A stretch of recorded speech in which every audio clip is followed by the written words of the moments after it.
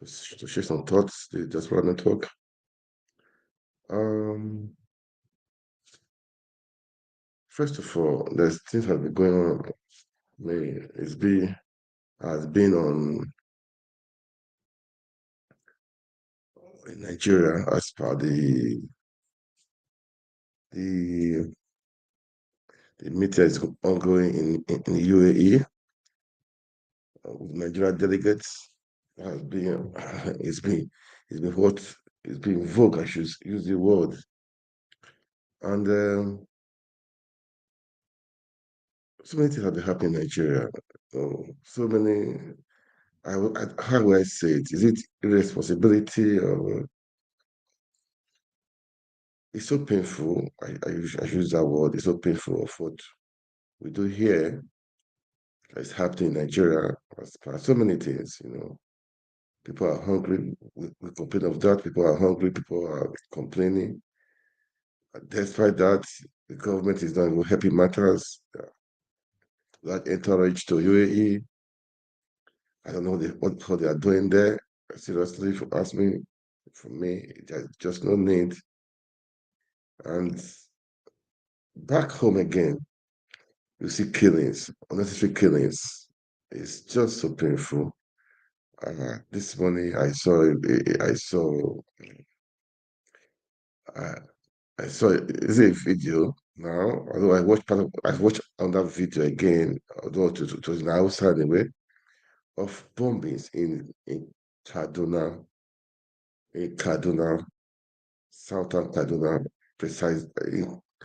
They say uh, it was by the it's by the army or by the air force, which one I believe, but it was bombing. And this happened in Turenbiri village in Kaduna. Turenbiri village in Kaduna. They said they used a combat drone killing over 156 innocent citizens. Rather, I don't know how Air Force or military or army will use combat drones to attack innocent people, to kill innocent people. They have terrorists in different places. They've not been able to attack those ones, kill those ones. Why innocent people? They have some reserve forest that is there. It's so strange and it's so painful to hear things like this. It's just these are people, innocent people, probably planning for the Christmas, planning for the December, just killed just like that. I'm sure that will be the end of it. Nobody will set up inquiry.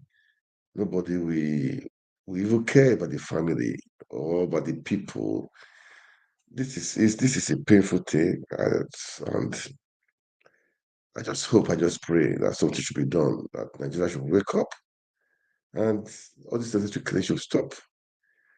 Nobody need to die. No single soul need to be lost for carelessness. This is called carelessness. Was it by mistake?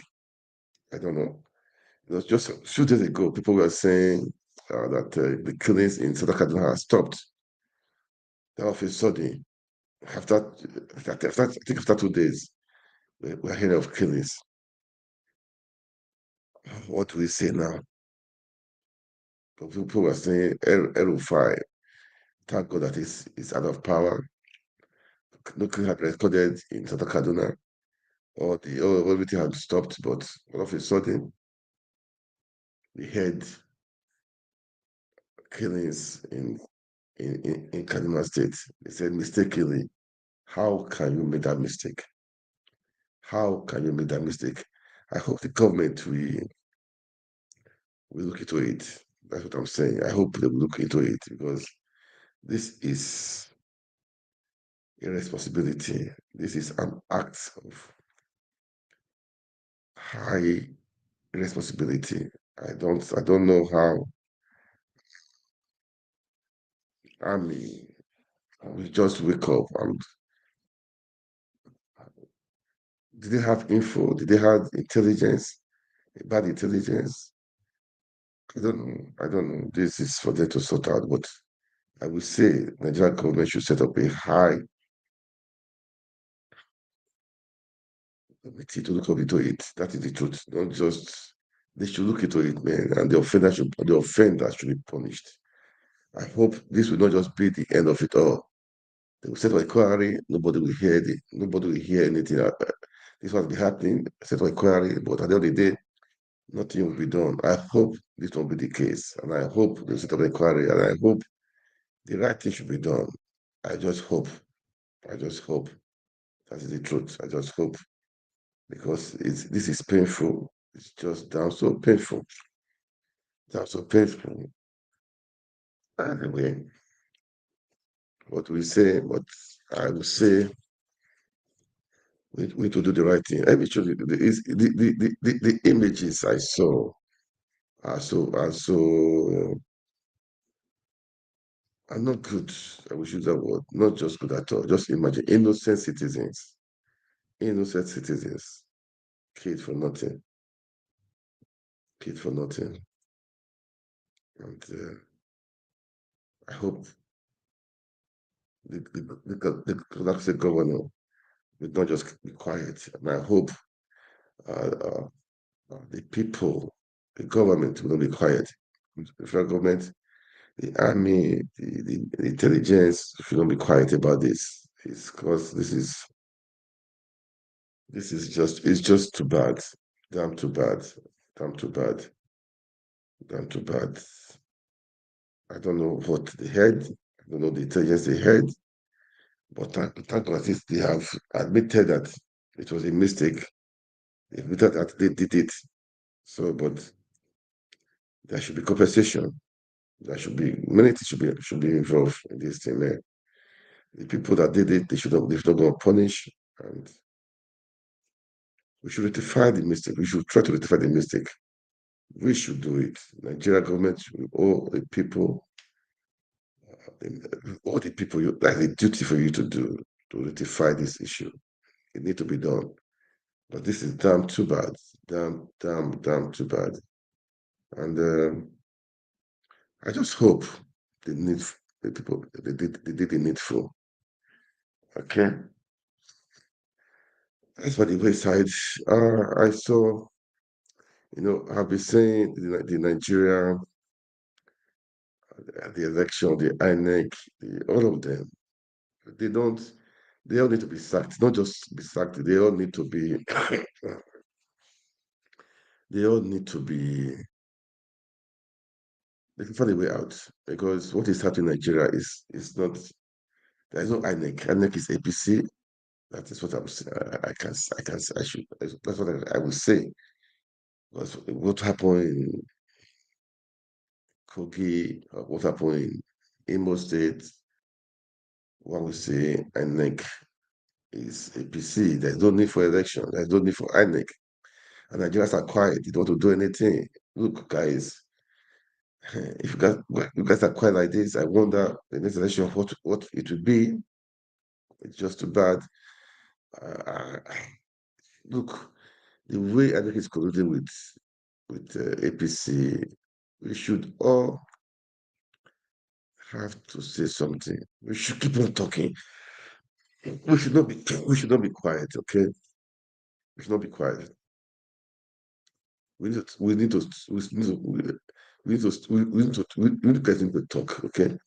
So I don't blame Dino here when he said he's not going to court. I don't go to court. I don't go to court when they owe the court, they owe everywhere. Why go to court? After yourself, the money was resources. There's no need. There's no need. There's just no need. He said it well, man. I don't need to go to court. I don't need to go to court because Nigeria wake up. No, guys have to wake up. That's what I will say.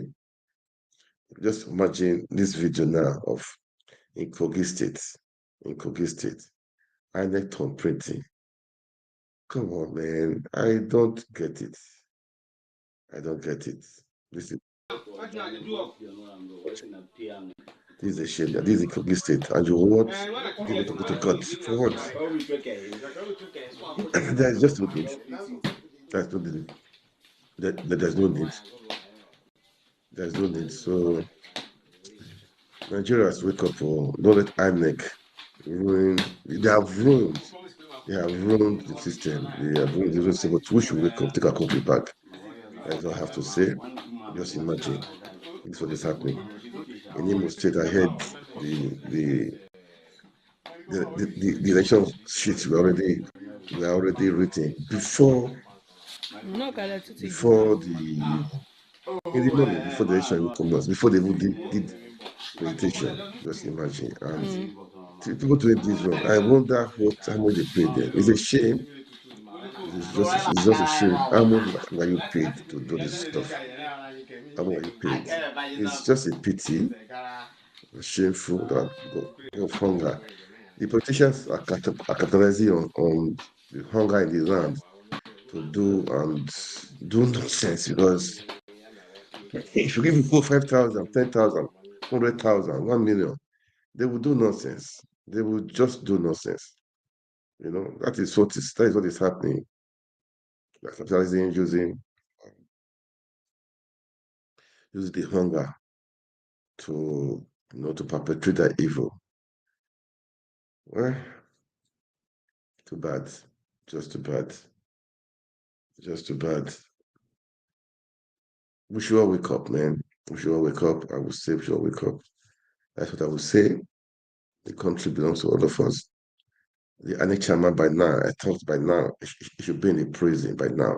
Because what he did, he sold he sold Nigeria out, and he's still there. That is the irony of it all. He's still there. He's still in power. He's still there. And people are quiet. They're not talking. All the elections, he will still conduct it. And you guys will say free and fair. Why voting? Why? There's no need. There's just no need, man. So because it's not the same thing. After that February election, all the rest we were just doing it was just as they wanted because Nigeria refused to talk. Because refused to Nigeria refused to react. That is it. So what do you expect? What do you expect? Nigeria refused to react. So the ball is in your court, guys. If you like talk, or if you like don't talk for me, I'll keep on talking, speaking. We in diaspora, that's what we do. Keep on talking and speaking. But we are concerned because Nigeria is our country. We are concerned. We are fully concerned, man. That's the thing. So we cannot just be quiet. It would be unfair for us to be quiet. Very, very unfair for us to be quiet. That is it. Okay. Anyway, I just um the Nigeria is full of they love to waste. They love to show up. They love wasting. They love Owambe. They love there's groove. Forget tomorrow. They love those stuff. Yeah, they love it. Can you imagine the so-called what summit is it?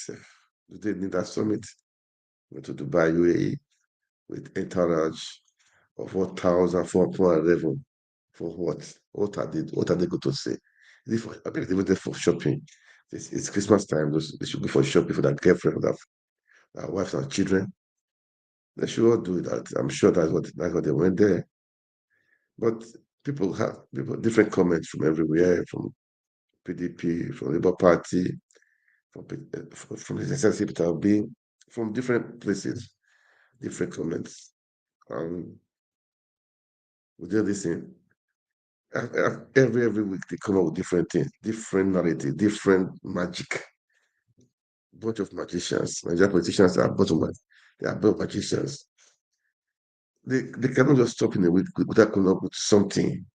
They want to trend with evil, with bad things. Last time SUV for senators.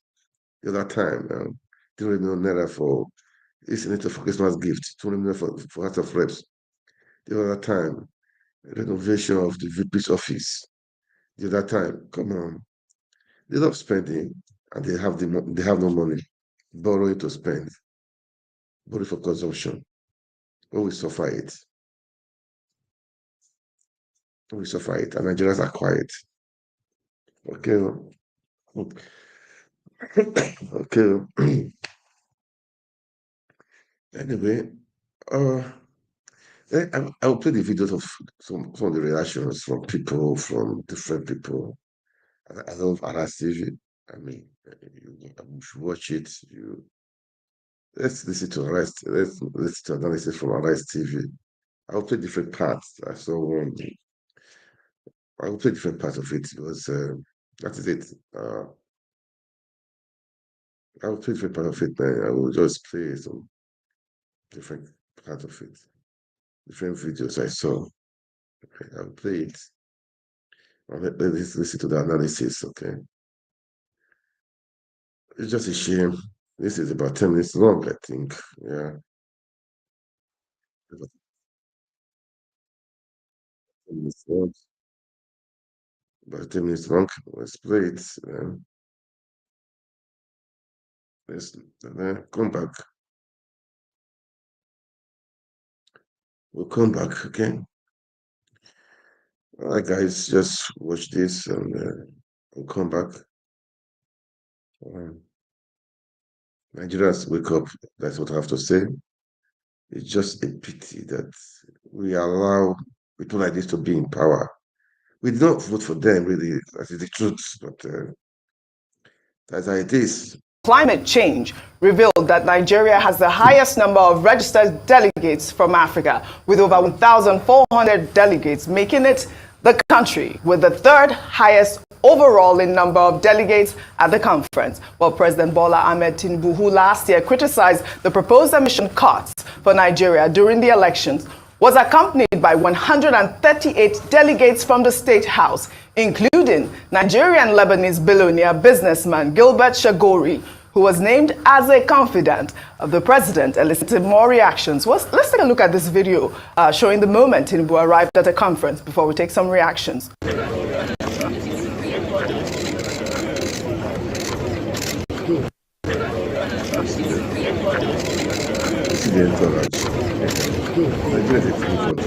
And they say there's no money. What's your back? People play great, there's no money.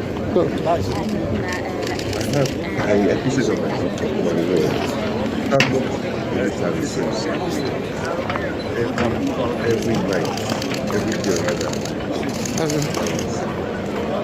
It's time for the restaurant.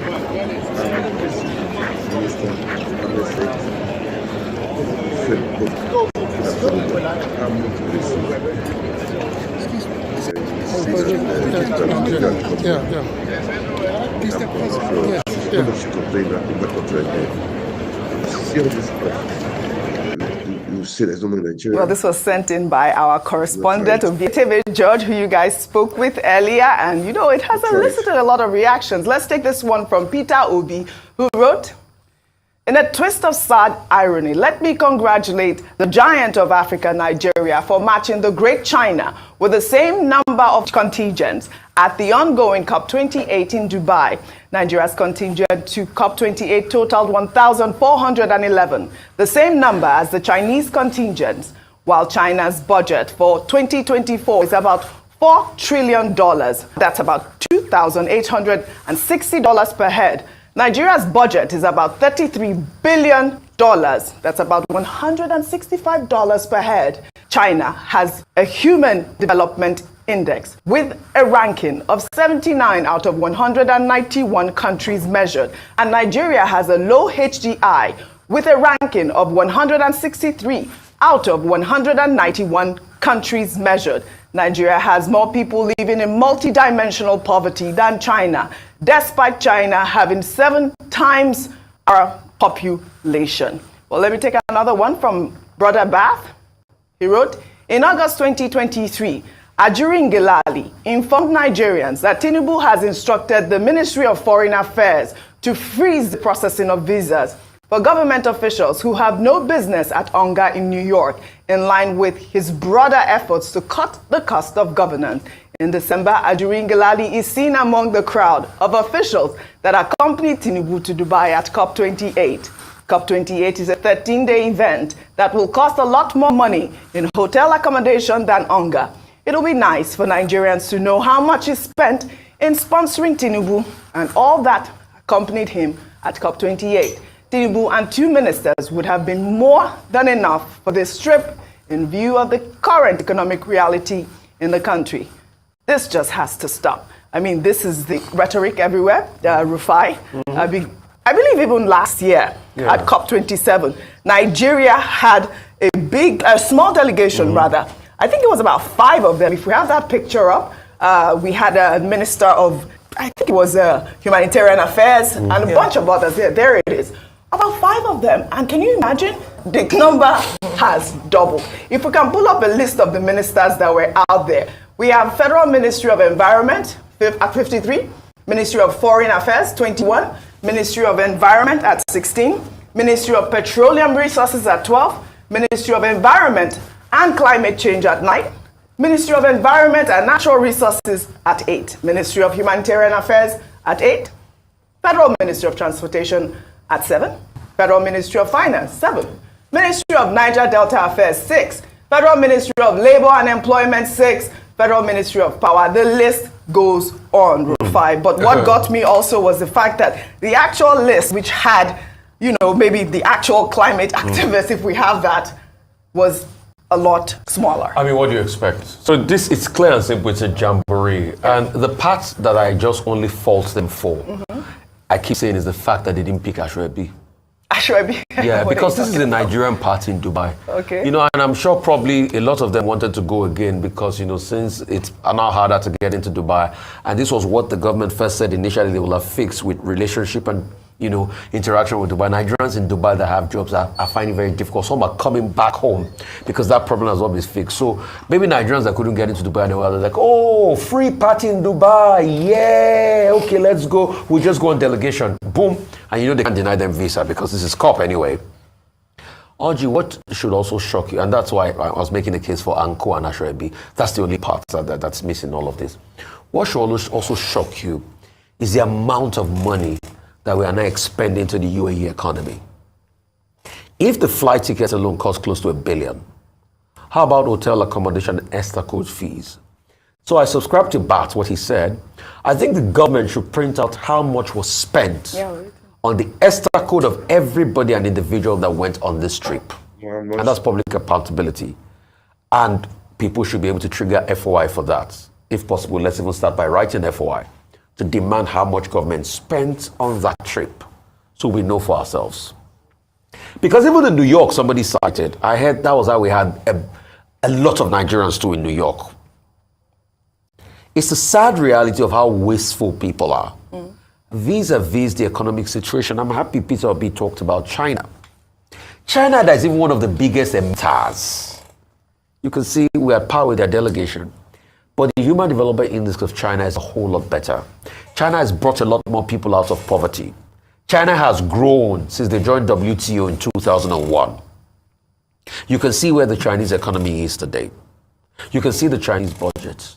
But we're at an all-time low. But what do we spend the money on? Frivolous. We just spend on frivolities. Just like we did only last week when we wanted to spend $15 billion to build a new house for the VP.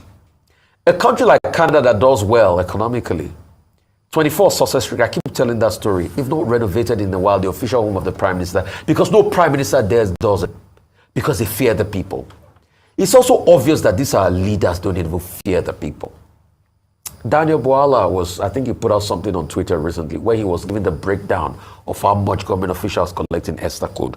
I will want government to come out and react to that breakdown. If it's true that some as much as Mr. got close to $900 in ESTA code per day, and it's for 13 days, then they must give us the breakdown of how much they spent on this. We can't be saying Nigeria should tighten their belts, but they are going there to do jamboree. They are going there to do item 7. Yeah. They are going there to show off. Also, over the weekend, there was a story that, Tinubu did not speak at COP on Friday.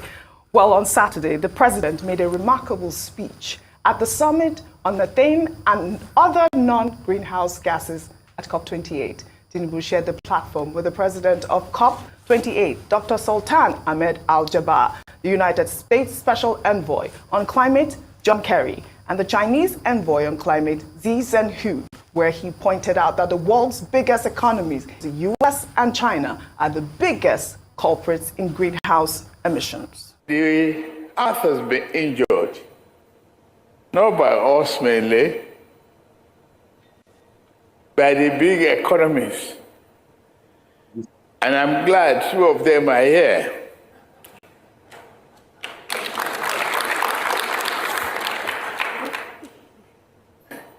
John Kerry and the China making pledges is very good. And we are with you. Even though we are the least beneficiary of what has happened. Sitting there hearing you, I know I have to commit ourselves. And we have been doing so before today. We are committed to critical steps to reduce methane emission by ensuring flared gas are eliminated. There's a huge penalty for that. There's equally a huge incentive to do so. What I know of Africa is the fact that the risk in additional investment and technological know-how, it is very necessary. And the largest economies that have benefited immensely should do more really fast, because the health need healing and is crying for attention more quickly. Thank you very much. Okay. I hope you guys heard what he said, though. I hope you understand what he said. I wanted to play. I have the full video of that. I wanted to play it, but I don't think I will play it again. I just like the reactions, what people are reacting. That is why I'm going to play on that video again of reaction. It's just similar in a way, okay? Just the reactions of people, man. I mean, I don't know how to say. It's annoying. It's just really annoying, man. It's annoying. It's still Arise analysis, okay? I love Arise, okay? You see the analysis. That was when I saw. I don't know if I can see it now, okay, of how that was in Dubai. What he said, even understand that he has not seen even the Nigerians that went there. He has not seen them there. Maybe they are somewhere else. He doesn't know. Maybe it's supportive for people to go there for shopping, because with what had happening with our ban on Nigerians and so many things, it's time for people to have opportunity to go to Dubai and shop. But Nigerians love life, they love shopping, they don't care about what's happening in that country. They don't really care. They never care. They don't care. They don't care. They don't care. They don't care. So that is the truth. So we keep on talking anyway. So let's listen to the analysis. I love the analysis. To the 2023 United Nations Climate Change Conference, COP28, in Dubai, United Arab Emirates, UAE. The People's Democratic Party, PDP, has criticized Nigeria's large delegation of 1,411 persons to COP28. PDP alleged that the countries over-bloated, in their words, delegation to the Conference of the Parties of the United Nations Framework Convention on Climate Change, COP28, brimmed with President Bola Tinubu's, in their words, and I quote, cronies, political minions, and their mistresses at huge expense to the nation, end of quote. Presidential candidates of the Labour Party, Mr. Peter Obi, and the presidency have traded words over the number of Nigerian delegations at the ongoing COP28 in Dubai, United Arab Emirates. Obi on Sunday, in a post on his X handle, wondered why Nigerian, with more people living in multidimensional poverty than China, despite China having 7 times Nigeria's population, would take 1,411 people who don't understand what's happening in that country. They don't really care. They never care. They don't care. They don't care. They don't care. They don't care. So that is the truth. So We keep on talking anyway. So let's listen to the analysis. I love the analysis. To the 2023 United Nations Climate Change Conference, COP28, in Dubai, United Arab Emirates, UAE. The People's Democratic Party, PDP, has criticized Nigeria's large delegation of 1,411 persons to COP28. PDP alleged that the country is over-bloated, in their words, delegation to the Conference of the Parties of the United Nations Framework Convention on Climate Change, COP28, brimmed with President Bola Tinubu's, in their words, and I quote, cronies, political minions, and their mistresses at huge expense to the nation, end of quote. Presidential candidates of the Labour Party, Mr. Peter Obi, and the presidency have traded words over the number of Nigerian delegations at the ongoing COP28 in Dubai, United Arab Emirates. Obi on Sunday, in a post on his X handle, wondered why Nigerian, with more people living in multidimensional poverty than China, despite China having 7 times Nigeria's population, would take 1,411 people who don't understand what climate change is all about to the conference. However, the Senior Special Assistant, SSA, to the President on Media and Publicity, Mr. Temitope Ajayi, said that Nigeria's 1,411 delegates at the ongoing COP28 in Dubai were not all government-funded. In a statement on Sunday, the presidential aide said that the Nigerian delegation include civil society actors, business persons, and others who have different roles to play at the conference. All right, Rufai, much ado about COP28 in Dubai. In fact, it's almost taking the attention of the real reason why, why the summit is being held. Your take on the number of delegates? So it's good to have you back. Very happy. I've been so happy since I saw you this morning. But hey, here we go again. I normally ask this question every day. What country do we want to build? A country of waste or a country of integrity? No matter how much the government tries to defend this COP28 debacle, it's a scandal that stinks. If the government says not everybody in the 1,400 list that was taken there was paid for by the government, then the question we'd like to ask them is, why will people go there as confidant of the president? Who pays for that? Why will governors, why will ministries go there with their aides? Who pays for that? It's not the government money? Yes, we understand that business people can pay for their companies, various groups and all of that. But the government officials that went there, there were a lot.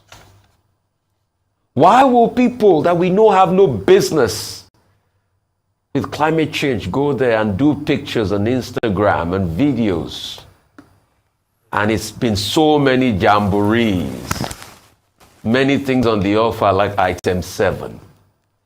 I think one thing they forgot, let me tell you guys, is the fact that they forget a key part of this jamboree, which was Ashwebi. They forgot to pick and co. That's the only thing I'll fault them for this morning. They forgot to pick and co. But I'm being sarcastic. In a country that is bleeding as we speak, with the economic quagmire, with the fact that citizens can barely get by, most hospitals, wards are shutting down because doctors are now leaving Nigeria to places like Sierra Leone for better pay.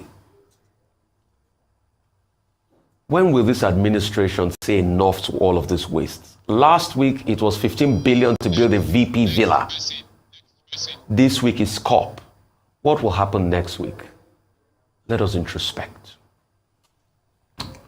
Well, at COP28, Nigeria is a country with the 4th largest delegation.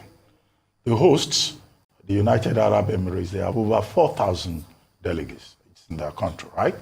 Brazil, followed by Brazil. Brazil has over 3,000 delegates. China has 822, and Nigeria has 1,411.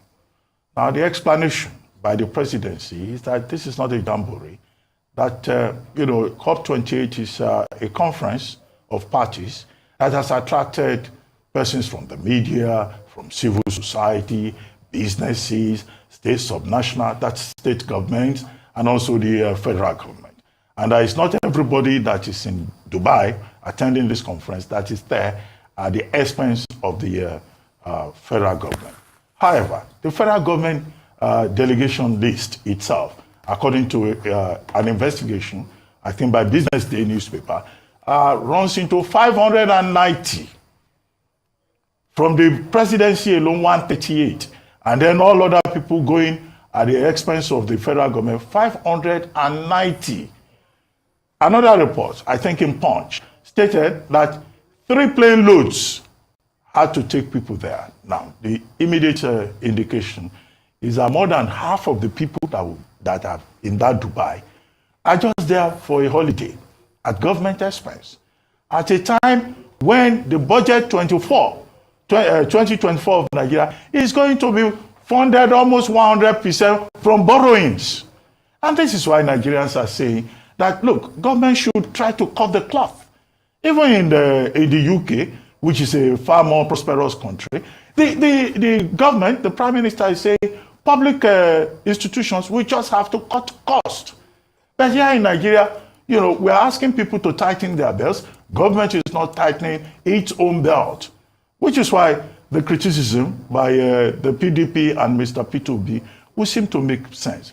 Mr. Obi is saying, is it not better for us to invest in production rather than sending people on holiday? It's a 13-day program. Half of the people there will not present any paper. They will not attend meetings. The person who has been doing most of the work is President Tinubu himself, who has met with John Kerry. He has participated in a panel with other people. He has made statements in the place. Okay, the other people that are there, what are they doing? One report even stated that Sheyi Tinubu is at COP28. In his capacity as what? As first son of Nigeria, what is he doing there? The presence of some of the ladies there has been questioned. And that is why Debo Ologunagba, speaking for the PDP, has had cause to say some people there are mistresses of government officials. The state governments can justify their presence. I assume that those state governors, they are paying their own way since they have their own subnational resources. And we've seen some of the governors, like the governor of Lagos State, the governor of Ogun State, participating in some of the forums and making a case for their states. But half of the people there, we don't know what they are doing. So this is about the optics. It's also about the point that Mr. Obi has made that, look, China has 822 people. Nigeria has 1,411. To prove what? And he did a comparison of the two countries and pointed out that, look, this 1,411 doesn't look good. Finally, I think it's good that Mr. Obi of the Labour Party is speaking up. The PDP is also speaking up through his spokesperson. We need quality opposition once this is based on facts. All right, so in 2021, Nigeria signed in the Climate Change Act, and this was positioned to demonstrate their seriousness when it comes to the issue of climate change. And so one would imagine that COP28 or a climate change conference like this would be of great interest to the nation, to the president, and of course, it is a global issue, so very important.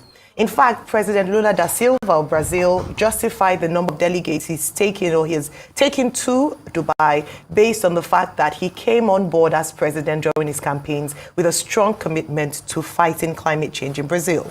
And so you would understand that in Nigeria, we have seen our fair share of issues around climate change with the herders, deforestation, and the likes. And so it is commendable that Nigeria is positioned to to demonstrate seriousness with regards to climate change issues. However, is the level of, in quote, demonstration of seriousness commensurate to our current reality as a nation? And the major consensus out there is a big no. Business Day reports that the cost of 590 government delegates out of the 1,411 is estimated, if you look at the current rate of tickets to fly, is 880 million naira. That's what it costs only in flight tickets or in terms of transportation for these numbers of people. Beyond that, their welfare ESTA code for some of these delegates who are there would give us an idea of the staggering amount it's costing Nigerians. And I'd like to say it's not the government's money. I don't want us to use the term or government funds. This is the commonwealth of the Nigerian people, because the money that's being spent belongs to the Nigerian people. The reason why we must scrutinize, we must emphasize and challenge the spendings of government is beyond the fact that they've asked us to tighten our belts because we're in economically dire situations. It's the fact that for every penny spent on frivolities like this is money denied for building infrastructure. Is money denied for for children who need to go to school and education, putting money in the education system? Is money denied to maternal health and women who die, and instead of building hospitals? Of course, we can say that this amount of money would just put a dent in those areas, but every time money is wasted by government, is money that opportunity cost of that is money that could have gone to making the lives of Nigerians better. The optics don't look good, and it could be quite provocative for a number of Nigerians who are living in multidimensional poverty. Despite the presidency's justification for the amount of money and the fact that private sector, and people have funded, it does not in any way cut what people, what is being obvious, what is being seen as a waste of money, especially as criticized by the opposition. All right, so this is serious, okay? This is serious, man. Go help Nigeria. That's what I would say. Go help Nigeria, man. I don't know how it come far like this. How did it get here? How did it get here? How did we get here? How did we get here, man? That's the question we need to ask ourselves. That's the question we need to ask ourselves. How did we get here? For me personally, I believe we can change narratives. We can change it, man. We can change it. All this wastage is uncalled for. It's just uncalled for. I have been saying this. I will still say it again. I've been saying it. We need to channel our resources to do the right thing. What is climate change? What is climate change? Let's be sincere to ourselves, man. Do we look? There's some things I would love to say now, but people will say, no, no, no, no, no. They will not believe it. Climate change for me is a hoax. I don't believe in it. Before they call it a global warming. All of a sudden, they find a way to change it to climate change. Well, that is warm, of this cold, is a climate change. It's that is called global warming. Ice where people have, there was snows everywhere, ice everywhere. Now that was a bad way to use. They changed from global warming to climate change, deceiving nations. Well, there is more to it than what you see, really, man. Making nations to stand up their own rights. Who will be the losers? It's most of like Nigeria being one of the losers, man. I'm not against having innovative, but let's be frank. Even the so-called country that are saying that climate change, that they are going back to their are going back to coal, using the coal. They are going back to many things, and they are deceiving Africans, deceiving some countries.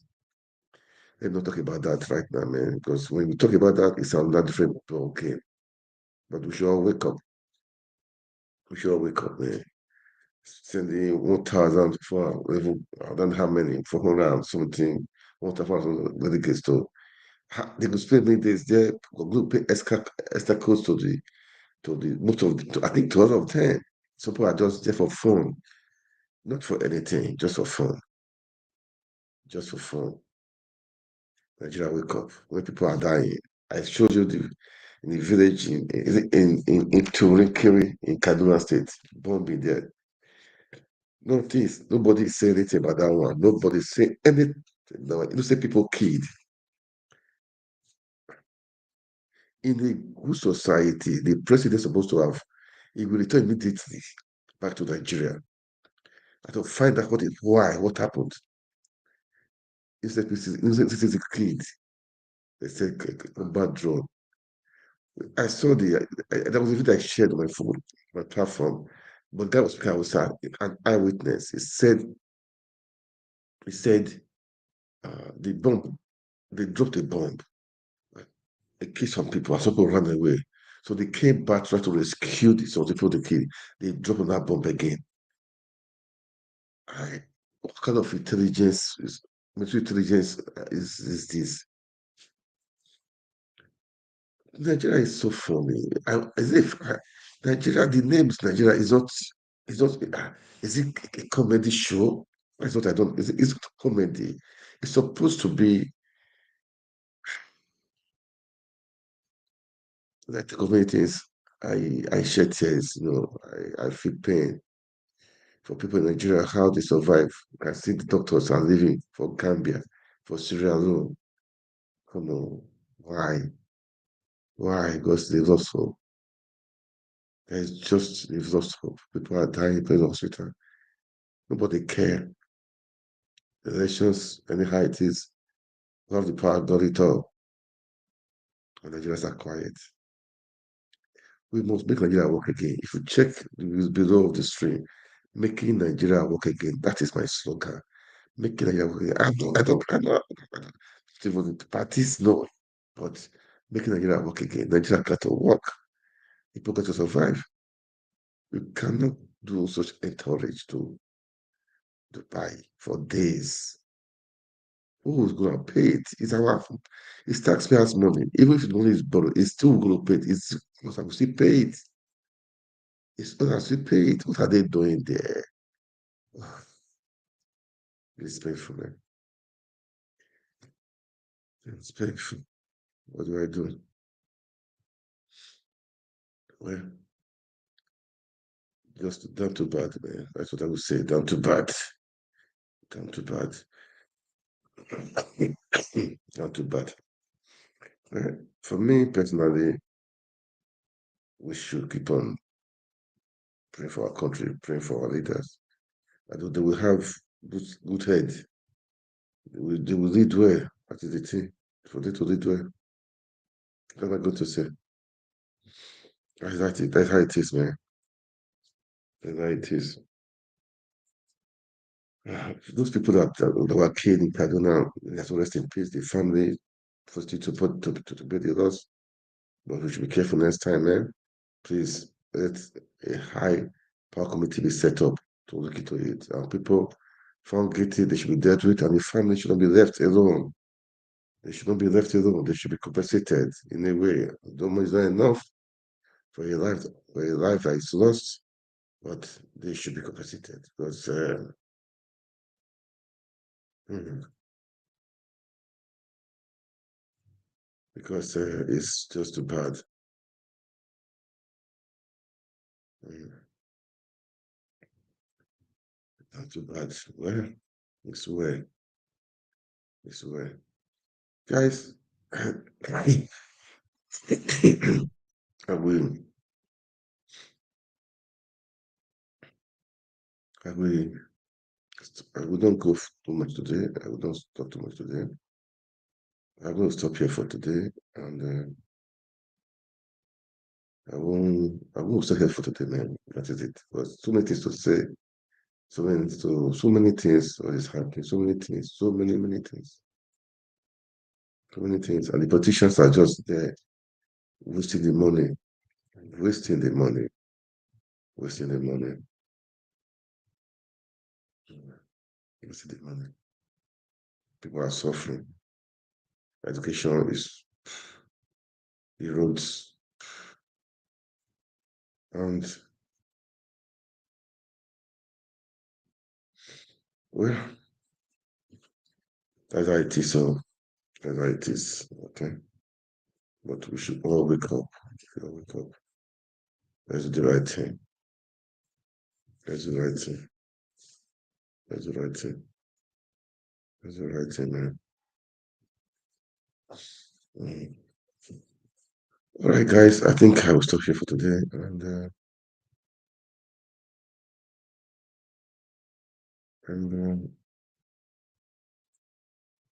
thank you guys for watching. Thank you guys for watching. I saw a video of Fubara and Wiki again. Those guys, they don't want to stop. They're still doing their stuff. Well, it's a headache, man. But I pray that people won't be affected. Let the two of them do their stuff. And I will pray for the betterment of the Rivers people and the Nigeria as a country. I wanted to play the video of Tinubu's speech. Should I play it? Do I need to play it? Do I need to play it? Okay, let me just play part of it. And then I'll call it a day. Okay. Let me play part of it. I call it a day. All right.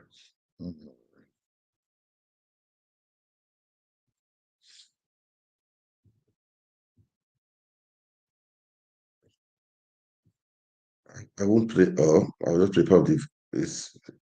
If you understand the speech, let me know. Because for me, I don't know. He was just talking. What he was saying.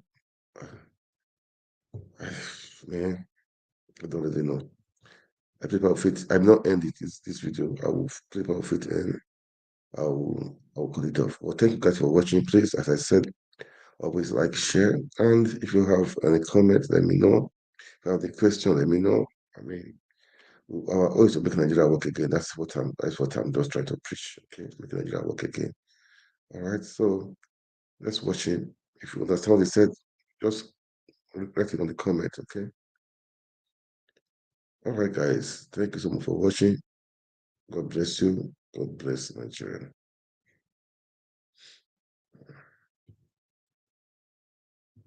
President of the COP28, thank you for providing this platform and managing it effectively well. John Kerry, Your Excellencies, and other distinguished ladies and gentlemen. Today, we welcome the effectiveness of your leadership that has given us the hope to sustain livelihood in the rest of the world. The earth has been injured, not by us mainly, by the big economies. And I'm glad two of them are here.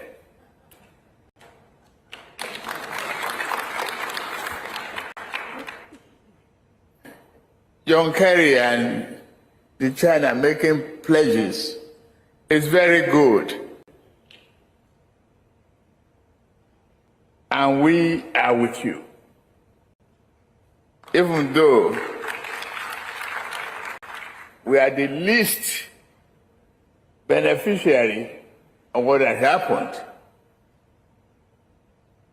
Sitting there hearing you, I know I have to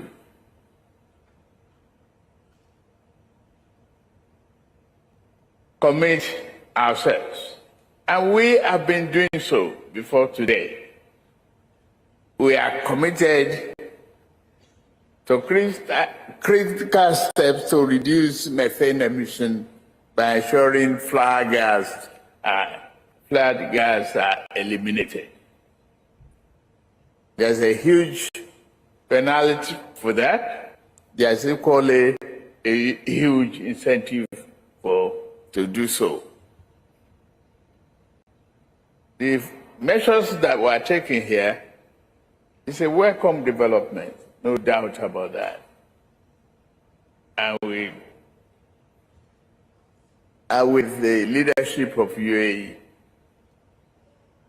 for the commitment so far.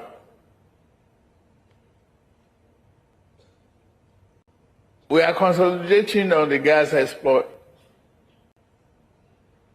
usage domestically and export for other countries. I can assure you that we will be partner in progress to achieve renewables. We are committed to energy mix. We are providing cooking gas for a large population. We will continue to do that. We've signed off on reduction of methane. We will leverage on new technology.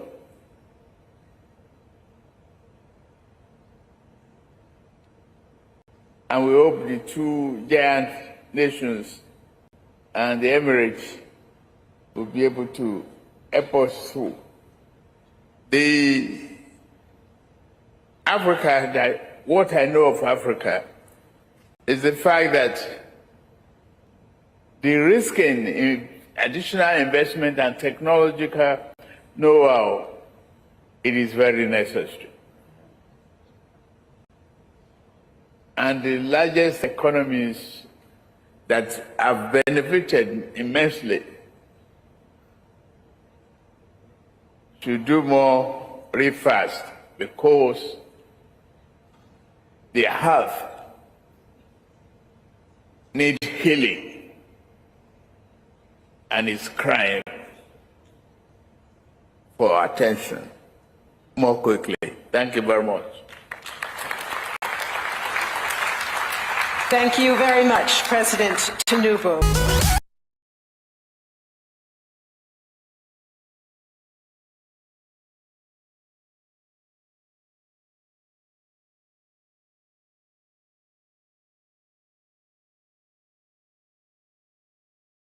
I was even talking. I don't know, my mic was muted.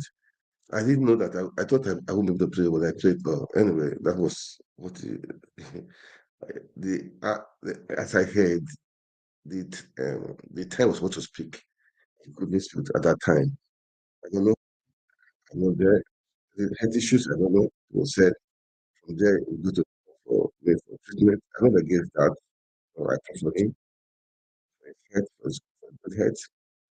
Anyway, that was what he said. I hope you can do what he said, and that is it. All right. Let's pray for our country need prayer. Jesus, the name. Let's pray for those in have our faith. They should do the right thing. They should do the right thing. Let's pray for the continue. We should not give up. We should not give up. I know people are being paid if they're not happy, but that's how it is for them. We should not lose hope, okay? I believe we can make Nigeria great again. We can make Nigeria great again. What we'll do it is you and I.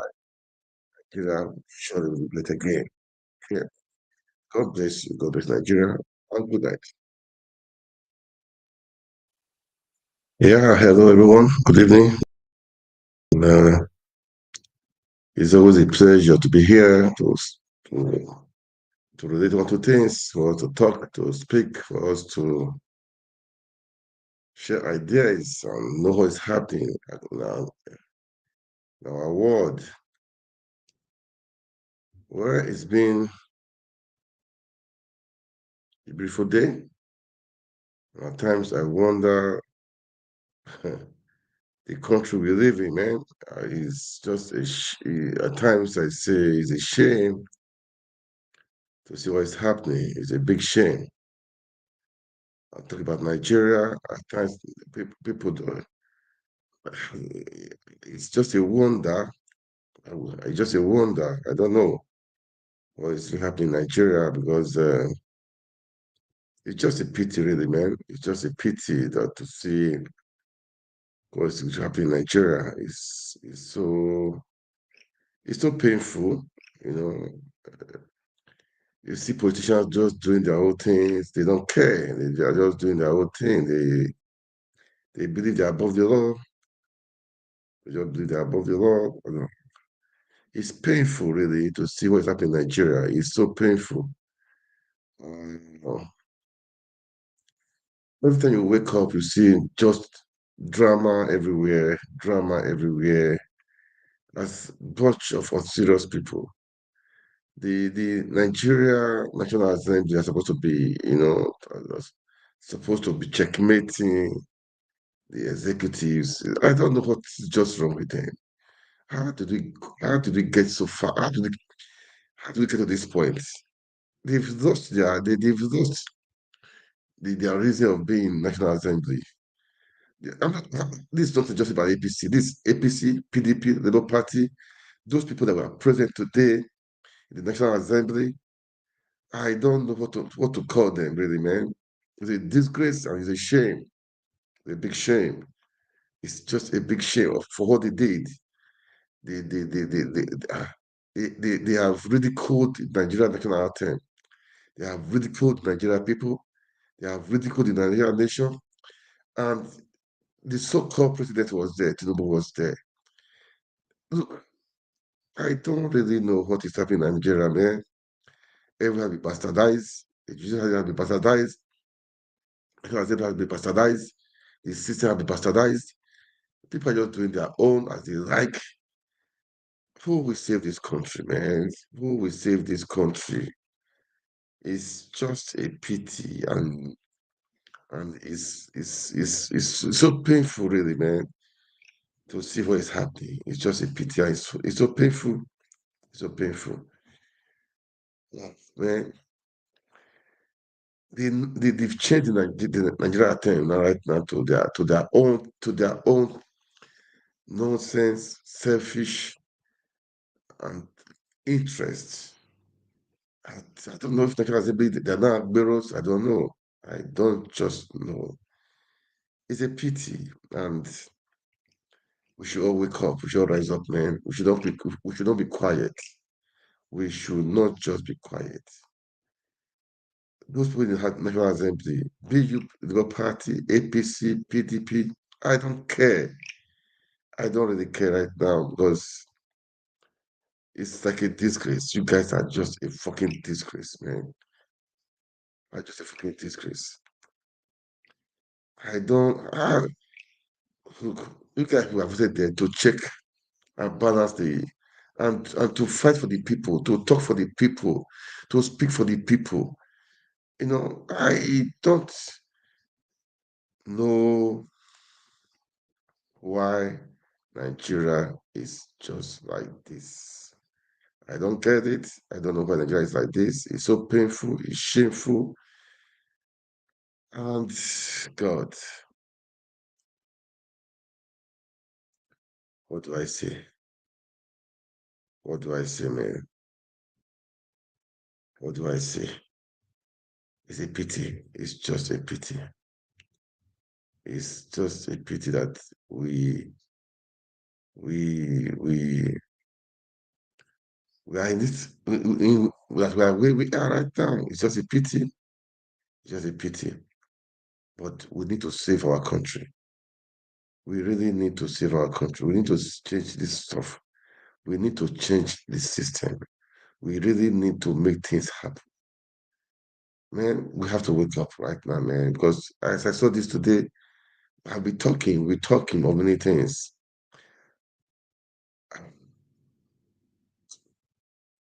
Man, I will play the video. They ridiculed the national anthem. They ridiculed it. They've ridiculed it. They've ridiculed it. Hmm. At times I wonder if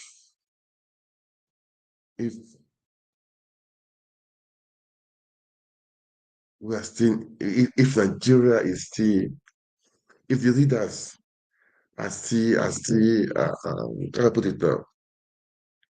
Are they normal? I should use that word. Those people, National Assembly, the executives, are they just normal? This is the question I just want you guys to help me to answer. Are they normal? You cannot understand why in the National Assembly people they are ridiculed the national anthem. Let me just play the video because it's annoying. It's really annoying. It's just annoying. Let me play the video and guys make your comments. If you like it, say you like it. And then I feel like weeping for my country. I feel like crying for my country. I just feel like, how did we get here? How did we get here? At first, shame on all our National Assembly members that were seated there where another song of allegiance was played. Shame. And if we truly had a country, if we truly had a republic, by now, those in their constituency should be sending them letters to show how disgruntled they are, and if possible, recalling them. It is that bad. We're losing a country with psychophancy. But it's not only Tinubu. It happened during Buhari's administration. Remember how people were wearing Buhari's insignia on their body? Now everybody's wearing his cap and all of them. What level of madness have we got into in this country? It's a whole new level of madness. What level of madness are we doing? At the Hollow Chamber? By playing that song, a partisan song, they desecrated the Hollow Chamber. And they must account for it. Let's go back history. Do you know what caused the first English Civil War? The king tried to overreach himself in the parliament, and the parliamentarians kicked against it. King Charles I. It led to the emergence of Oliver Cromwell, the Lord Protector of England.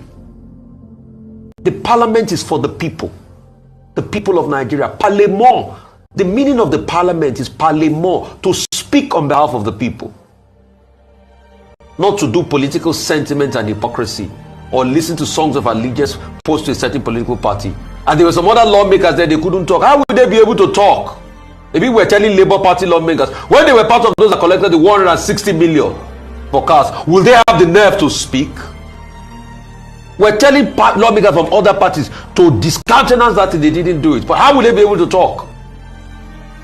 We forget in a hurry, Oji. We forget that there are three co-equal arms of government in this country: the judiciary, the legislature, and the executive. President Tinubu is the head of one equal arm, the executive.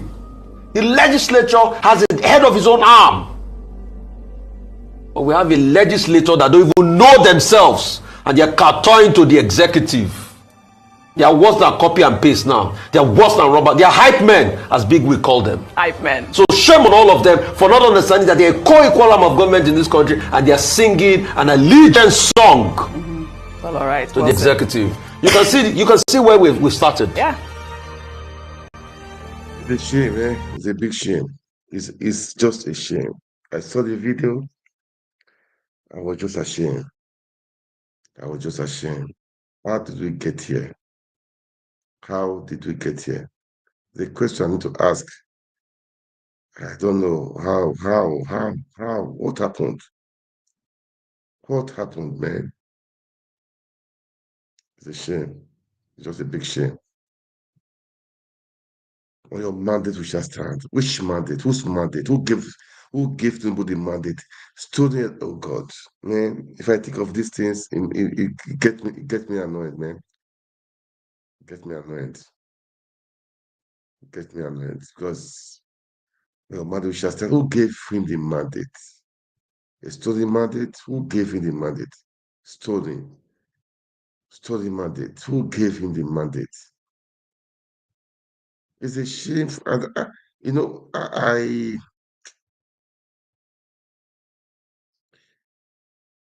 Nigeria, we should all wake up, man. We should just try to wake up. The judiciary is not helping matters. National Assembly is not helping matters. The executive, that one is the worst. Then where do we go? Where do we start from? How do we save this country? Who do we cry to? Who? Who's okay? Let's assume the executives are not doing well. We go to National Assembly. If they're not doing well, we go to the judiciary. But right now, the one that is even worse, I don't know. I don't know which one is worse. Is it the executives? Look, maybe you guys don't know what I'm talking about. I will play the stupid thing they were singing, the nonsense thing they were singing. Let me play it. The nonsense thing they were singing, the stupid and the nonsense thing they were singing. It's a shame, and Nigerians are quiet. Nigerians are just quiet. But I don't know what to say. I don't really know what to say. It's painful for me.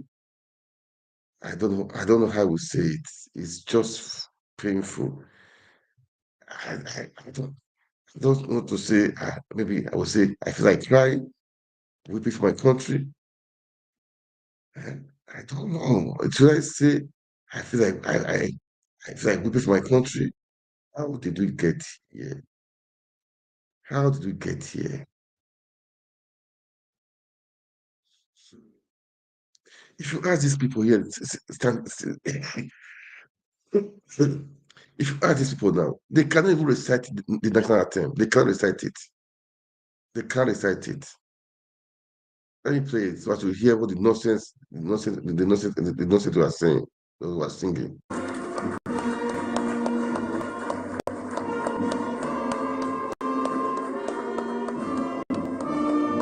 From here, what's all this thing? Let me see. I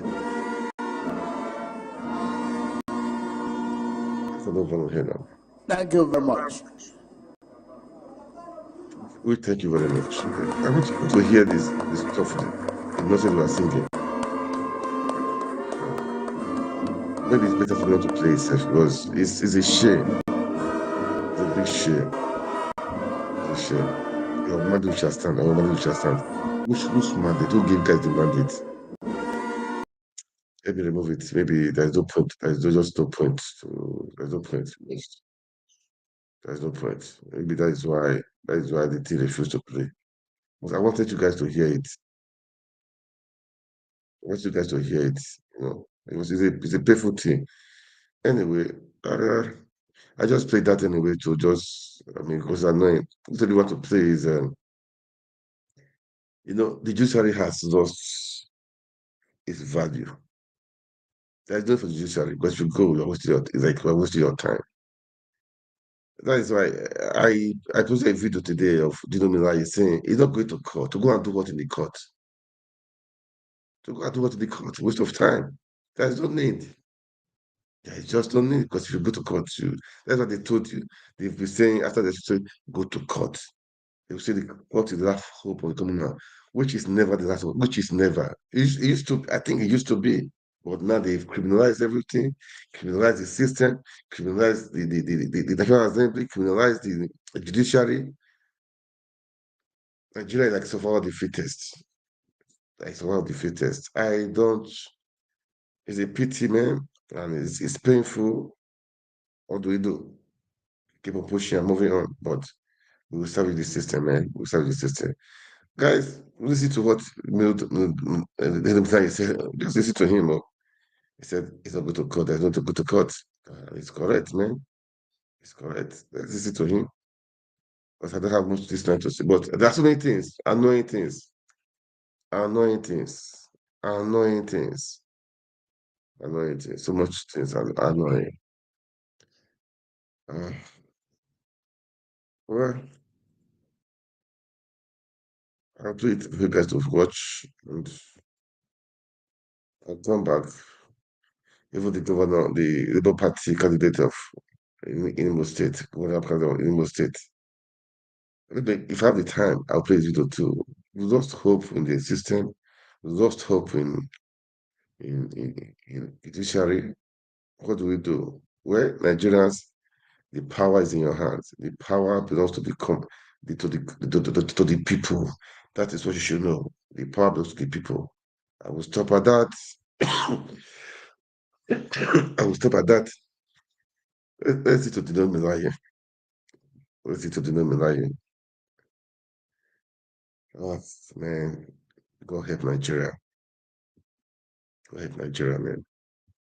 The electronic social media here. I am here to address us once again in the course of our state history, Kogi State. And today I'll be discussing what I have christened or titled, Why I Will Not Go to Tribunal. That is the heading. And the subheading is INEC and Judiciary, the biggest threat to democracy in Nigeria. INEC and judiciary the biggest threat to democracy in Nigeria. Fellow pressmen, in all thriving democracies around the world, the election management body like INEC and the judiciary are its sustaining pillars. The constitutional duty of INEC is to conduct periodic, free, fair, and credible elections and declare the popular will of the people as expressed through the ballot, but at moments, election results are not written and prepared before election day. Sorry, I take that again. The constitutional duty of INEC is to conduct periodic, free, fair, and credible elections and declare popular will of the people as expressed through the ballot, but at the moment, election results are now written and prepared before election day under Professor Mahmood Yakubu. The judiciary is supposed to be the last line of defense of democracy and the rule of law. But the tragedy today is that the judiciary over the years have not lived up to the expectation fully on matters of electoral justice. Worse still, it has now been captured by APC, and it's now the weakest link for the subversion of democracy in Nigeria. What a disgrace and shame to the largest black race of the world. A democracy without a rule of law and a courageous judiciary has in it an inner virus that will lead to its destruction. The common saying that judiciary is the last hope of aggrieved citizens is now an empty slogan, because the judiciary is truly now the lost hope of the people of Nigeria. That is why I, Dino Melaye, will not dignify a captured judiciary that is now a department of APC by filing a petition over Kogi State governorship elections that majority of the results were pre-written before the election day by INEC officials. Under the most corrupt chairman, Professor Mahmood Yakubu, the most pernicious, odious vermin that ever presided over election management body in Nigeria. I repeat, Mahmood Yakubu is the most pernicious, odious vermin that ever presided over the election management body in Nigeria, INEC. Why should any responsible Nigerian go to the tribunal when APC has captured the judiciary and their members, that's APC members, openly boast at rallies about their control of a corrupt judiciary of cash and carry? Why should other political parties and Nigerians participate in future elections with the conclusion of grip and total control of INEC through the appointment of APC card-carrying members as commissioners into INEC, who will recruit ad hoc staff, APC supporters, as pools officials? All recognized individuals of proven integrity from south and northern parts of this country, applauded by Nigerians for their commitment to credible elections as commissioners, have all been eased out of INEC. The way the so-called State Independent Electoral Commission, SIEC, is constituted by governors with party members and supporters is what is happening now. So that means what is happening in SIEC is exactly what is now happening with INEC at national level. It's constituted by governors with party members and supporters is what is being replicated by this administration with INEC at the federal level. No more elections like local governments, but pure writing of results before elections as done in Kogi and Imo states. A typical example is what I will show you now. This is certified true copies. So when SDP was shouting all over the air that they need INEC and they need the tribunal to give them order for INEC to release documents to them, we got these documents last week. And they are certified true copies by INEC. This is the certified true copy of the Kogi State election on the 11th of November. This is certified true copies of the presidential election in February. What I want to do here is that we have certified true copies of all the documents, including the registered the voters register, all certified by INEC, and these documents are available with us. I want to say that voters registration ended in November last year, 2022. That means from November last year, there is no voter registration. This is certified true copy from INEC of the results of the presidential and National Assembly elections in February this year. As at that time, number of registered voters on these certified true copies showed that in Adavi local government, 114,046 registered voters.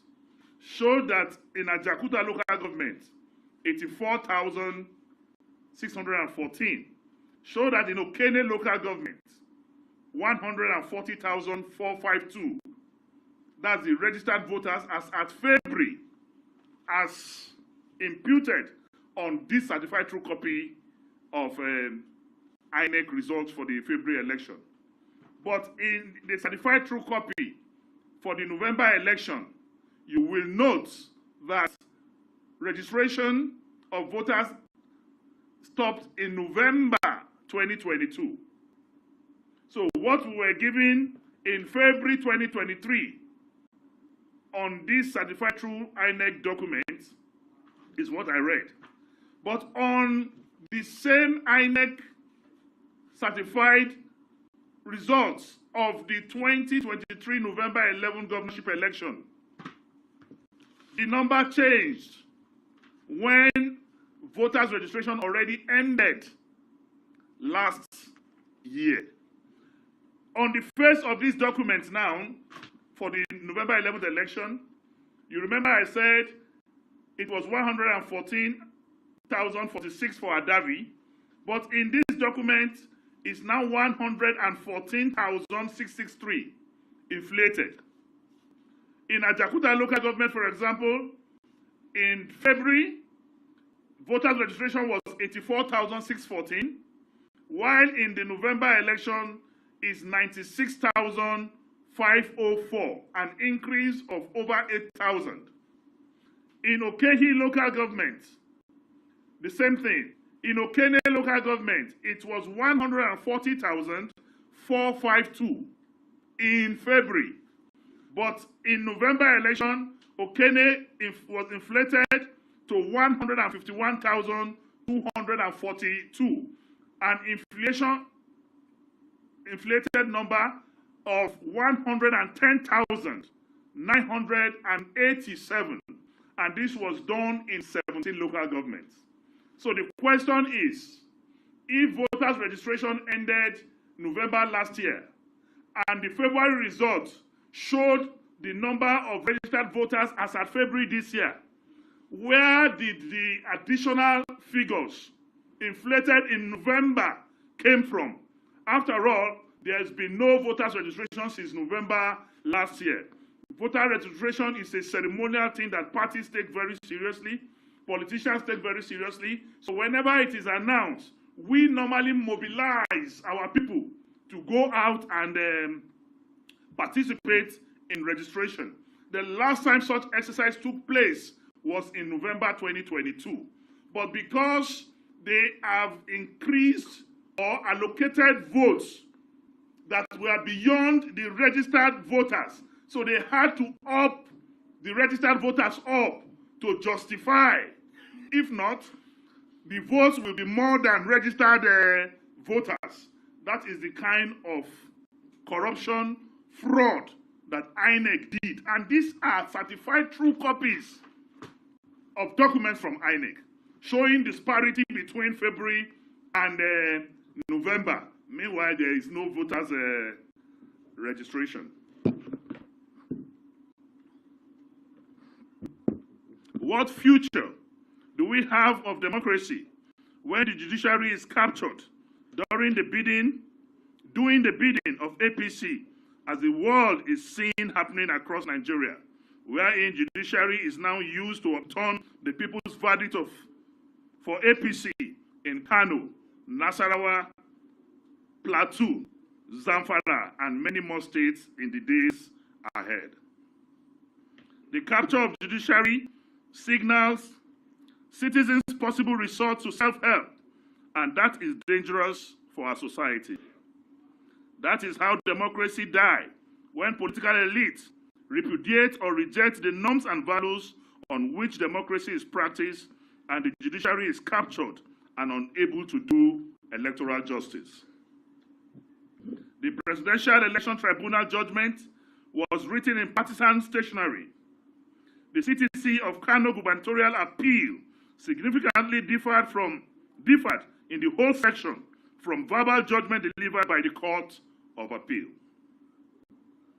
The 3 paragraphs of the judgment declared to be clerical errors by the Court of Appeal, surprisingly and curiously, do not have spellings error.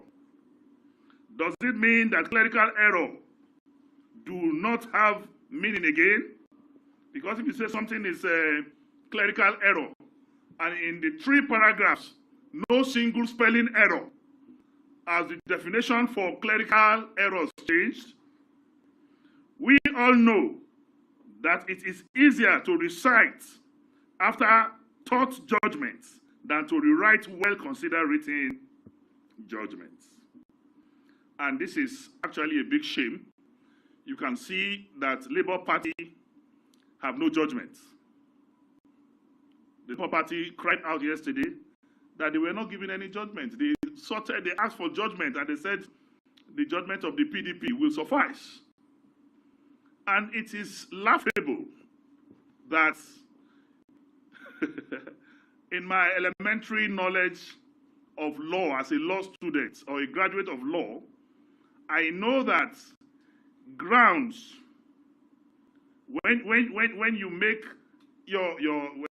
your grounds for submissions or issues that you raise in your submissions are questions, and we're taught in law that those questions for determination must be answered by the courts. But because the courts cannot, in their good consciences, or by the courts, but because the courts cannot, in their good consciences, or the judges or justices cannot, in their good consciences, answer those questions raised by Labour. That is why there's no judgment. What are the issues raised? One of those issues is, how did the picture of a lady appear on the server of INEC instead of posting result sheets? You posted picture. It's a question for determination. And that question has not been answered. And it is a norm, it is a practice, a convention, that questions for determinations, issues raised, must be answered. But because they don't want to answer it, and they know what the implication of answering it, there is no judgment for Labour Party.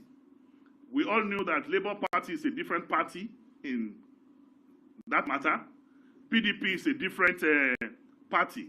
And the court, throughout the sitting at the Supreme Court, did not consolidate the cases of PDP and Labour Party. And where these cases were not consolidated, how can they have the same judgment? That is one of the fundamental reasons why I would say I have lost complete confidence in the judiciary in Nigeria. In sum, we can say that our country and democracy is at its most vulnerable point of decay as a result of institutional capture. Today, nowhere to turn to by citizens for sanity. Judiciary has become an extended section of a political party, doing its bidding and delivering predetermined judgments.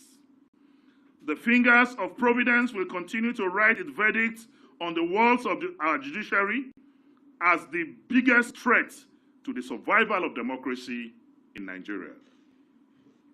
We are at terrible situations that led St. Augustine to declare that a country is nothing but a band of rogues without the rule of law. The judiciary has lent itself to APC capture, and it has become the instrument of partisanship. INEC and judiciary in particular have betrayed Nigerians and dashed their hopes and aspirations of democratic ideals through judicial sabotage.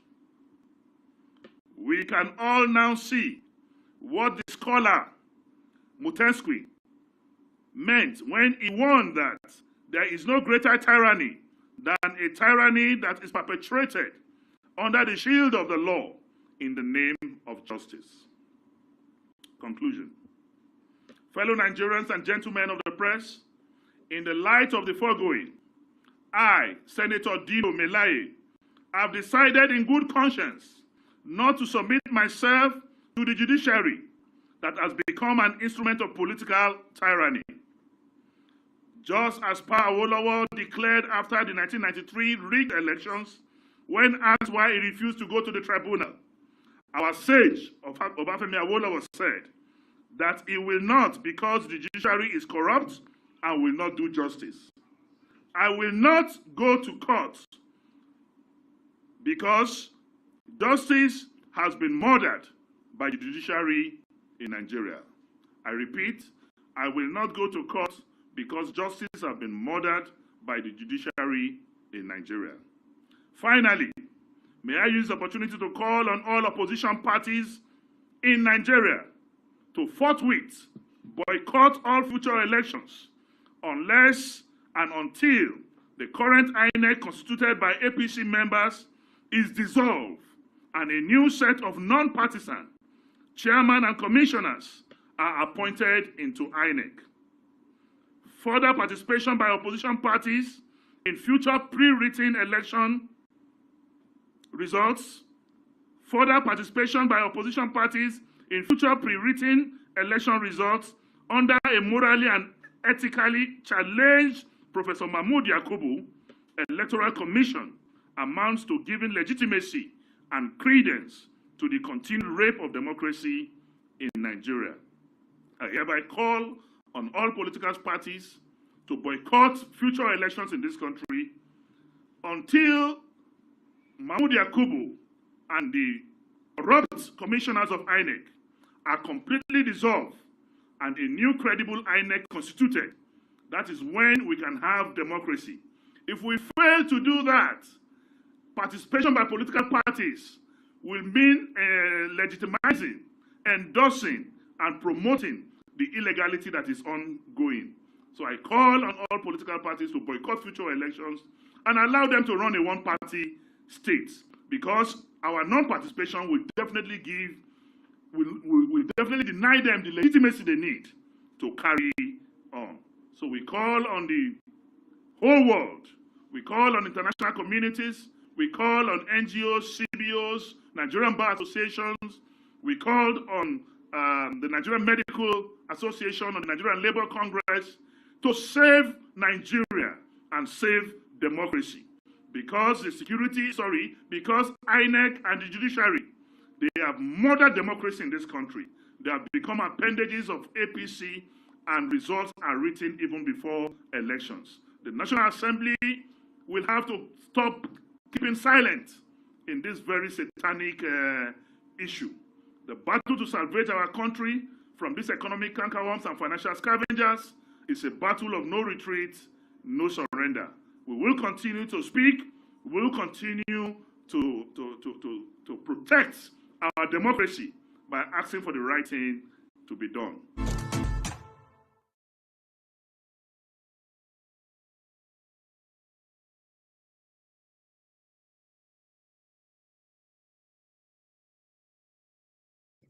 Yeah, man, I played that video. There's just a pity of what's happening in Nigeria.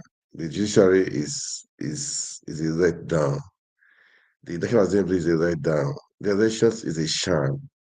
No election is happening. It's happening in Nigeria. For me, there's no point for elections, man. There's no point. The INEC is APC, the Department of APC, one of the departments in APC.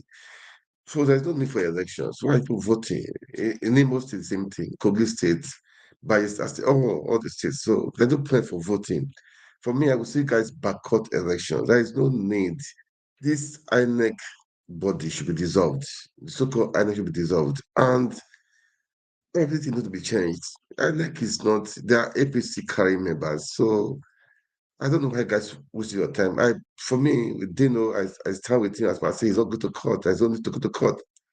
They owe the judiciary, and even the judiciary is just a sham.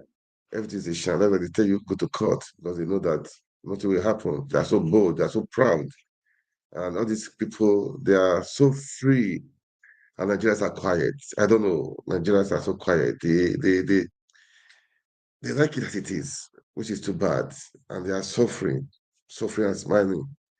I don't know the kind of country we are living in, man. So it's just a pity. Personally, for me, I would say we should all start speaking up. We should not be quiet. As Tizo has said, we should not stop speaking. For me, no need for elections again in Nigeria. We should stop election. We should, and all other parties, for me, stop going, stop contesting, stop campaigning. There is no point. Let APC take over. Then we will see. Maybe they want to make one party state. Then we will see. We will see. The vote of people will definitely prevail. Yes, they've stolen the money of the people, and they are still doing like this, and Nigerians are quiet. And for me, I would say Nigeria, they should enter the street, man, take our country back. That's what I have to say. Then I will have to just talk about. Um, I saw the video of the guy calling the most party guy. I'll put the video because just kind of sensitization for everyone to know that the country guys are living in, it needs overhauling. This is not democracy. It's not democracy, man. So we should all wake up. We should all just wake up. We should wake up. It's high time we all wake up. Okay, it's high time we all wake up. I'm saying it. I'm going to say it. That's how it is. That's my own. That's what I can do. I'm a politician, and we all need to wake up. Really, that is what I will say. We all need to wake up. Let me play the guy, the Labour Party, what's the guy in Imo State? I don't know why. I don't need for all these elections again. It's a scam. It's a scam. It's just a fucking scam. So there's no point. There's no point, man. Let me just play. Let me just play it. I'll call it a day. Right, so, please, as you watch, kindly make comments, share, like. It's good for you to make comments, good for you to like, and also to share. Okay, that people will want orientation. We want people to know what is happening in Nigeria. We want people to know that they need to rise up and take their country back. All these hoodlums, they don't care about you. You can imagine today, the first video I played before, people were national anthem have been ridiculed, or your mother which has time. Is that national anthem? It's a shame. National anthem is singing that. Man, this is just annoying. Okay. Anyway, let me play this video of this guy. I'll call it a day. All right. All right, just listen, guys. Let's watch this thing. Candidate in the just concluded selection process in Imo State. So I just want to bring to the notice of the entire world what is happening right now. The right from the onset, we made it clear to the national, to the chairman of INEC, Professor Mahmood, that there are certain things he must put in place for us to have a free and fair election. One of them being the removal of the REC. Secondly, that we must have collation at ward level, local government level, before state level. And also, we insisted that the result sheets must be signed by 3 officers, a national commissioner, the REC, and then each EO will sign that of his local government, so that there will be no manipulation of the result sheets. Surprisingly, I'm surprised. they agreed. They came when it came to the stakeholders meeting. They agreed to these things. Let me just. But surprisingly, on the election day, there was no collation at the ward level.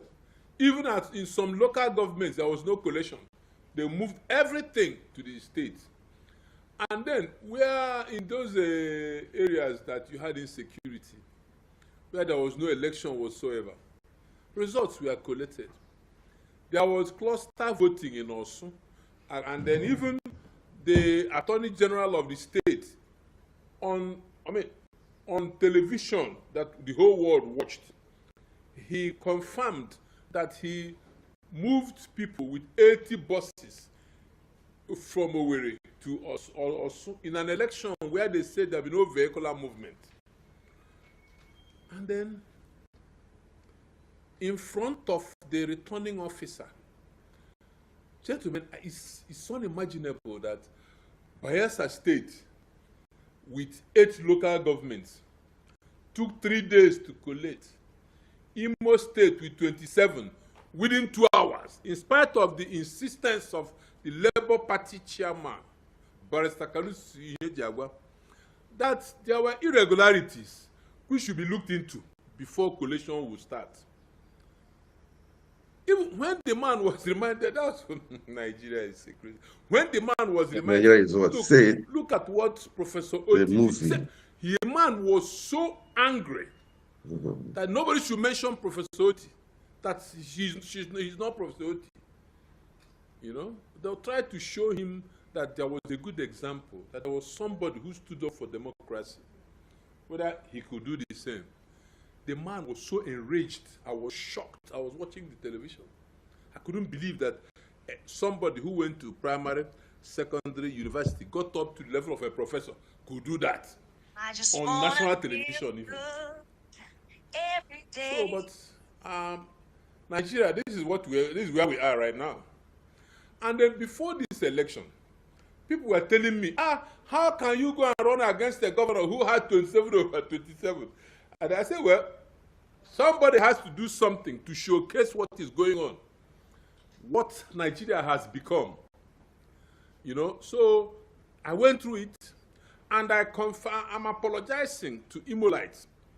I promised you that we'll protect the votes. Remember that what I said was that if you bring it to the Ward Collation Center, we'll take over.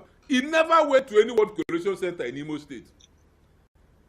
Most of them, all of them, were straight to the local government. Most of them were not even collected at local government. So what were we protecting? And then the thing was that these results came from INEC. The whole things came in through INEC. Everything that happened was INEC. So who are you challenging now? INEC is supposed to be the umpire. They're supposed to give us a free and fair election, which never happened. And then what is happening right now as I speak is that we went to the tribunal, got an order for us to be allowed to inspect the beavers. Okay, this is a governor who claimed he won a landslide victory. There has been no celebration in the entire Imo State. Imo State looks like a graveyard. But see, the judgment for Owerri Municipal just came out the other day. The Labour Party candidate, Clinton Amadi, Owerri erupted into joy. The whole streets were almost closed. So you could see Now, I begin to wonder how a governor who INEC has declared has won an election. INEC has refused to let us inspect the beavers up till as we are speaking now. The lawyers and the experts we hired at a very huge cost per day, 30 million, are there. They are not allowed to inspect in spite of court order. So, what is INEC? I don't understand what is going on in my country. But you see, what gave me confidence, I said it on television the other day, distinguished Senator Bola Ahmed Tinubu, he was on the streets in 2012. He made us believe that he was a Democrat, fighting for justice, freedom of choice and equal opportunity. I said it the last time that I don't see the anyway. This is politics. He's in the same party with Senator Hope Uzodinma. But this country shouldn't be about party. It should be about the quality of persons. What do you represent? I was in the Senate with Her Excellency, the wife of the president. I know the quality of person that she is. Person of integrity. So how can they allow such a thing happen under their watch? I'm waiting and I'm watching. Look at the INEC chairman, Professor Mahmood. This man, God has blessed him. He has had so many important positions of responsibility in this country. Ended up being INEC chairman. And then under his watch, INEC has totally collapsed. Does he mean that he's not in charge? That he will give an order, it will not be carried out and nothing happens? So INEC is everybody to himself. Rirek, Sylvia, professor as well, in Owerri, is totally, she's an emperor there. Whatever she wants is what is done. She's been hiding since Friday. When you come and ask for, say, unless REC comes, and you can't find the REC anywhere. They are simply delaying so that we will not be able to get facts to go to court to prove our victory. We won the election. It was a landslide. Observers, people were crying, shedding tears. Even some security agents, they couldn't believe what took place, the rape of democracy. And they don't want us to prove it. But it's also good, so that the next step is the judiciary. They say that everything has collapsed, but I keep telling them that I believe that there are men of integrity within the judiciary. As I also saw some men of integrity, even within INEC, who were upset and crying, but they couldn't do anything.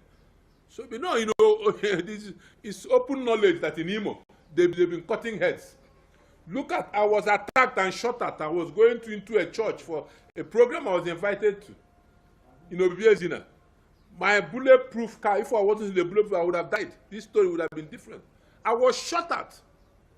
The policeman, Ola, he was jumping like this, jumping, dancing. We have all the video evidence. That man is still walking free. Nothing has happened. The Inspector General of Police allowed him to be walking free. He has not been arrested, he has not been detained. This is the country where we are now. Maybe they want citizens to begin to defend themselves, and that will be total anarchy. So I'm calling on distinguished Senator Bola Ahmed Tinubu, our president, to look into what is President to your president. Your president. Who's president? Is your president, man? This is what I don't like about this. Who's president? Stolen mandates, man. Look, guys, we all need to wake up. Nigeria, take your country back. What is politics? His Excellency, my president. It got there by. So come on, let's face the facts. Let's face the facts. Who it was calling Remi Tinubu person of integrity with what is happening right now? Even if they have integrity before, but with what is happening right now, for me, this is not.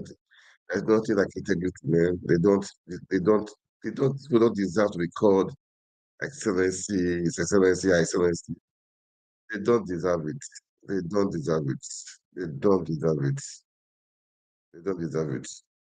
They don't deserve it, man. So Well, let me just let's listen to just about 2 minutes. Then it will be done. Let's listen to him. Let's finish it. Listen to him. It, Nigeria's wake up. This is just what I want to say, man. Nigeria's Happen wake under up. his watch. He has gone around the whole world now soliciting for investment. How can any same person come and invest in a place like this, where you have Imo State, killings every day? Look at immediately after the election, people have been they slaughtered one chairman of PDP in Ezinite. They slaughtered a traditional ruler. My collation agent. What happened before the election? They kidnapped my collation agent for Hituboma. From Hituboma, Emeka Wamero, released him after a few days, and came and kidnapped my own local government collation agent. Up till today, we have not seen him. He's missing till as we speak now. We had to replace him on that day. So, something terrible is happening. People shouldn't keep quiet. This is the only country we have. There is no other place. I don't want to be any other person than a Nigerian. This is the best place on the face of the planet. Where I was born, where I grew up, I'm not leaving it for anybody. So if they don't want to help us to bring in law and order, it means that we should protect ourselves. Please, Mr. President, don't let us descend into chaos. Do something in Imo. Take charge of Imo. Something is, okay, look at yesterday. The chief of staff came in with a lot of thugs, rough-looking boys into INEC. They were allowed. They trooped in. So the chairman of Labour Party said that no, there must be a process. There should be guidelines on how to inspect the beavers. They never listened to him. Who will go there and not allow order to prevail after what happened to him? They beat him, they kicked him, there was not they didn't do to him. The Attorney General of the state ordered it in front of the returning officer, in front of Professor Sylvia Agum, in front of the Commissioner of Police. Nobody raised a finger. This is where we are, gentlemen. So let's see what happens. If INEC chairman doesn't call them to order by today or by the end of today, so that the correct thing should be done tomorrow, well, we'll just give up and allow the judiciary to do whatever it is that they do. So judiciary is the last hope of the common man. Well, that's Nigeria for you, man. But Nigeria, we should take Nigeria back. I will say I wish my country. No, I will not say that for my country. I won't say that. It's painful what is happening in Nigeria, but we can make things right. Enough is enough. We should do the right thing right now before it's too late. I mean, it was too late. They take over the judiciary, take over the National Assembly, take over everywhere. Please, let's wake up. Let's wake up and save our country. If you love your country, keep on speaking, keep on talking, and let's save our country, man. This my own. Let's save our country. Let the rule of law reign. That's what I'm saying. The rule of law. If APC win, PDP win, it doesn't matter. But the rule of law should reign. That's what we are saying. That's what we are saying. And those people in the National Assembly, if you are PDP or Labour Party, you guys are just a big disgrace. How can you stand up for your mandate shall stand? Whose mandate? Changing national attempt to your mandate shall stand? That's a disgrace, man. The disgrace is a big disgrace on the nation, on the National Assembly. And Tinubu was even there. It's a disgrace changing National Assembly to your mandate shall stand. What arrogance? What of nonsense arrogance is that? Man, it's annoying. I cannot go right now, man. Guys, please like, share, and comment. That's what I'm going to say. Pray for Nigeria, man. Pray for Nigeria. Pray for the people in Nigeria. Just keep on praying for Nigeria. But I tell you, when we pray, we make action also. You have to keep on talking. Let's make Nigeria work. That's what I'm after. That's what I continue to say, man. All right, guys. Thank you so much for watching this. That's our network. God bless you. God bless Nigeria. Good night.